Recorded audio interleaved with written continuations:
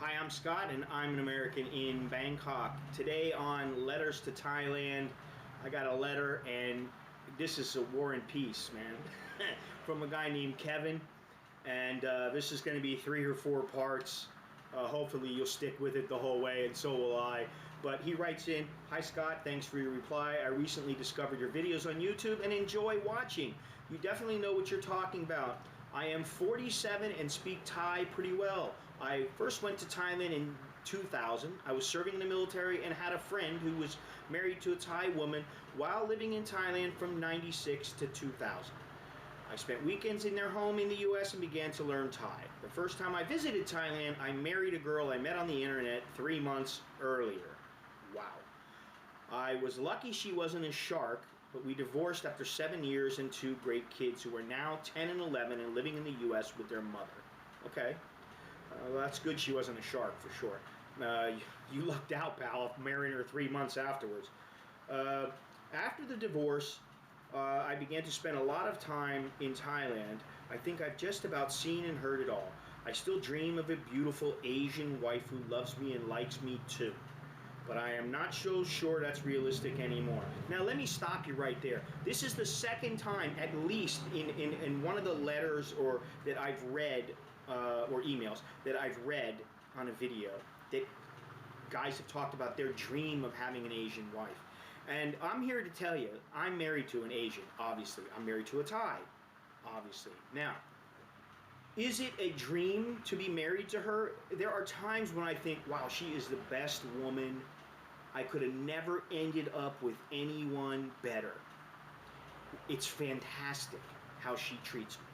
And then there are times when I just want to bang my head on the wall and want to walk away and say, I got to get away from her. She's bugging me.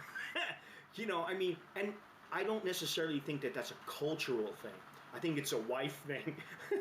Husbands and wives, sometimes they need their time away from each other once in a while. So this whole thing about having a dream Asian wife, first of all, that dream is exactly that. It's a dream. It's a dream that you'll have some subservient Asian woman waiting on you and speaking softly and never getting angry and always controlling her emotions and smiling at you and loving you like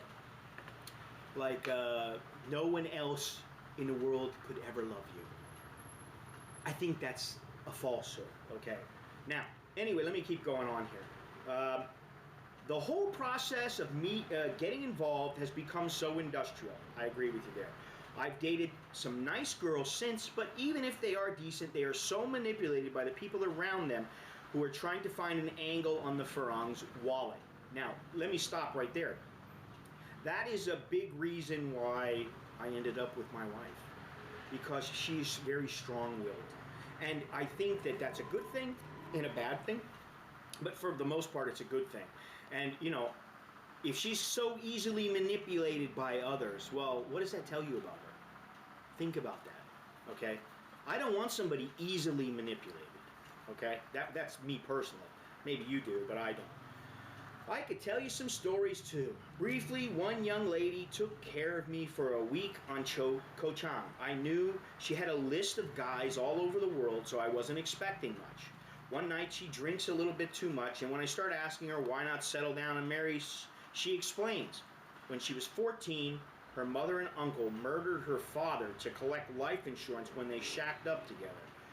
Uncle tells her she will work and play with foreigners or they will murder her younger brother too. So she plays and can quit when she gets $70,000 US. She finally gets it. Okay.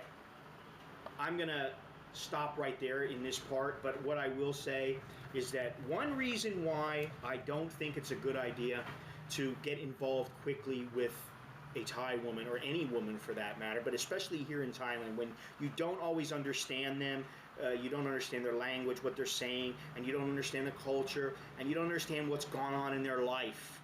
You have no idea what has happened to these women, some of these women, in their life. You don't know.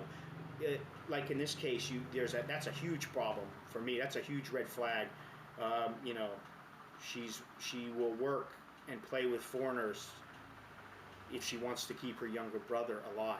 I mean, you know, if it's true, man, that's huge, you know, and that's the thing. You don't know. I mean, she could have been raped. She could have been beaten and, you know, left for dead. I mean, there's all kinds of things that could have happened that you might not know about.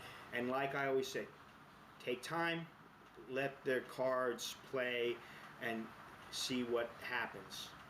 So that's part one. Part two will be coming soon. Until next time, I'm Scott. I'm an American in Bangkok.